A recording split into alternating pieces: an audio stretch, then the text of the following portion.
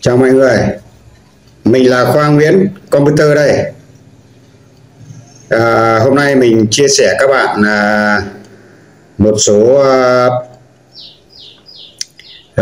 việc liên quan đến laptop hay là máy tính bàn bị nóng như bếp từ ấy. Nhiều lúc nóng quá tự tắt.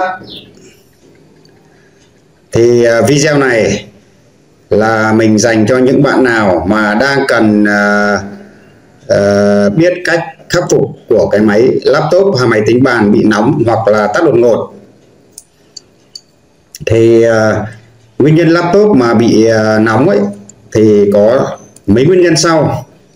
Ví dụ laptop bị bụi bẩn này, hoặc quạt không quay, rồi keo tản nhiệt lâu ngày bị khô, đặt máy trên nệm bí hơi, dẫn đến bí hơi, dùng quá nhiều tác vụ cùng một lúc, chẳng hạn như mở Chrome công cốc, rồi lại chơi game hay là Photoshop mở nhiều quá. Có nhiều khách hàng mang máy tới mình và mình kiểm tra thấy nóng hổi luôn, toàn trên 90 độ.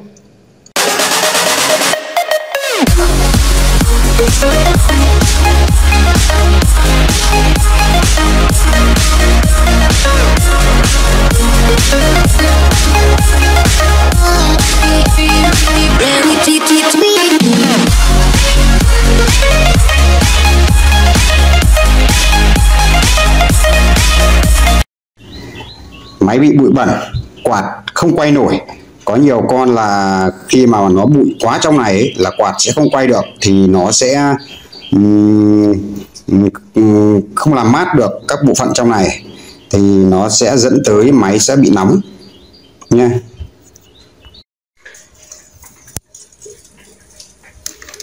Nguyên nhân thứ hai nữa thì là do keo tản nhiệt lâu ngày bị khô nha. Nó lâu ngày nó bị khô là nó cũng gây ra nóng máy.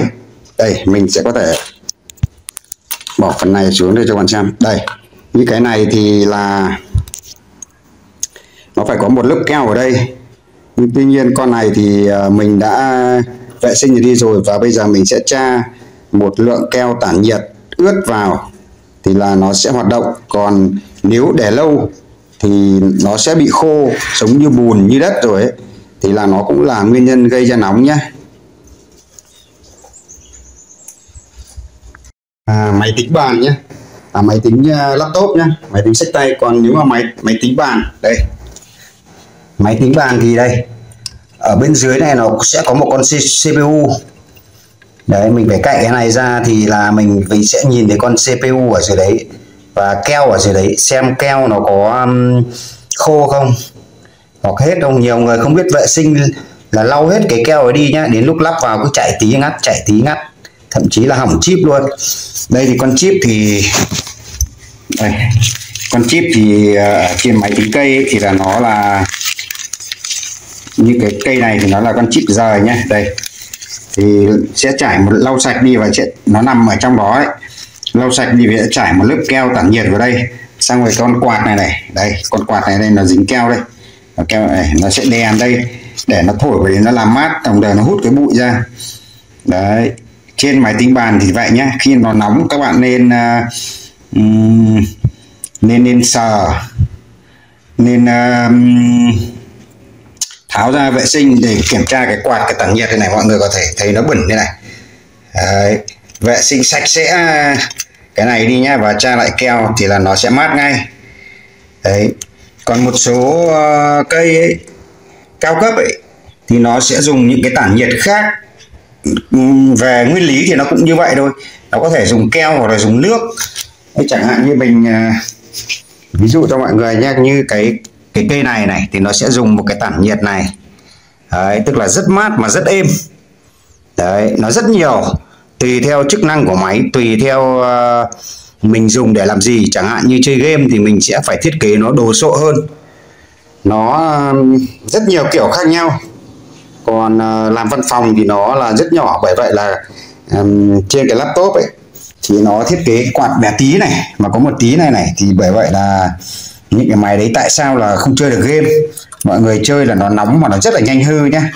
Đấy, như con này nó cũng bẩn này, bẩn lắm, cái này mốc meo luôn này. Đấy, mình nói vậy để các bạn nắm được là như thế, chứ không phải là máy nào cũng chơi game cũng cứ thấy máy người ta chạy như này là mình cũng chạy như thế đâu, là hỏng hết máy nhá.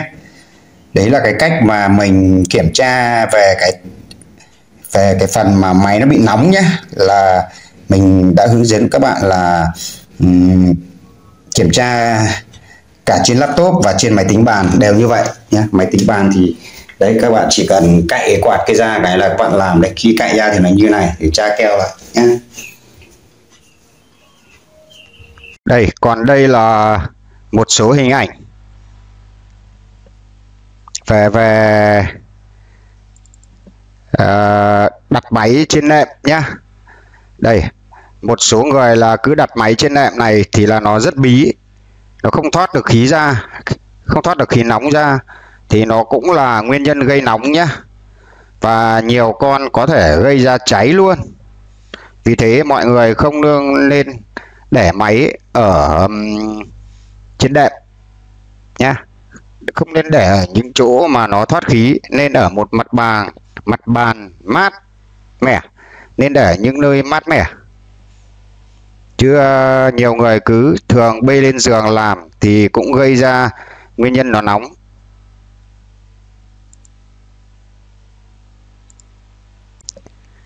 Còn một số người thì dùng rất nhiều tác vụ, mở nhiều tab, chẳng hạn như đây. Mọi người mở đây, mở một tab nhá, xong lại mở nhiều này, mở tab nữa này, mở tab nữa này, mở tab nữa này. Đấy, mọi người cứ mở như thế này rất là nhiều mà không đóng nó lại. Đấy, vì vậy các bạn phải đóng bớt lại nhá, chỉ để một tab để xem thôi, không nên mở nhiều. Hoặc có thể mở nhiều ứng dụng, chẳng hạn như ứng dụng Photoshop, rồi ứng dụng Office, rồi vân vân, rất nhiều ứng dụng. Cho nên mọi người phải đóng hết lại nhá. Chẳng hạn mọi người xem cái gì thì mọi người chỉ mở một cái thôi, còn lại đóng lại.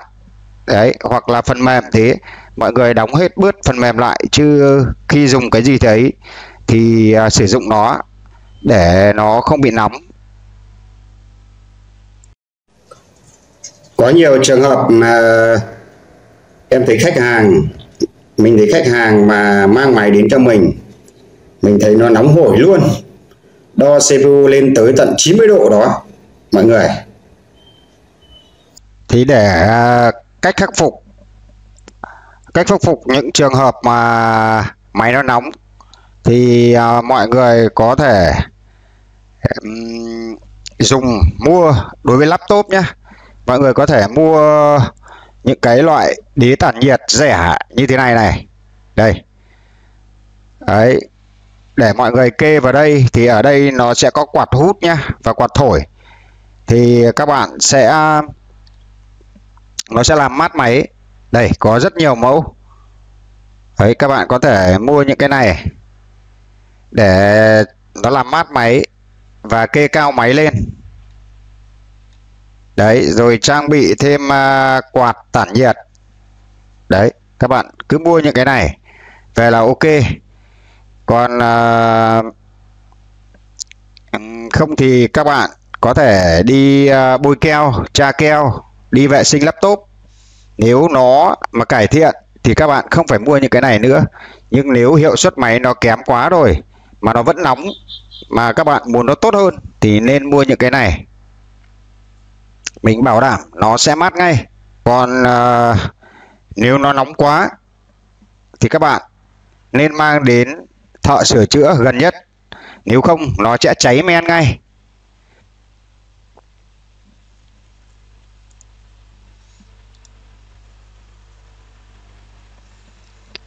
Còn nếu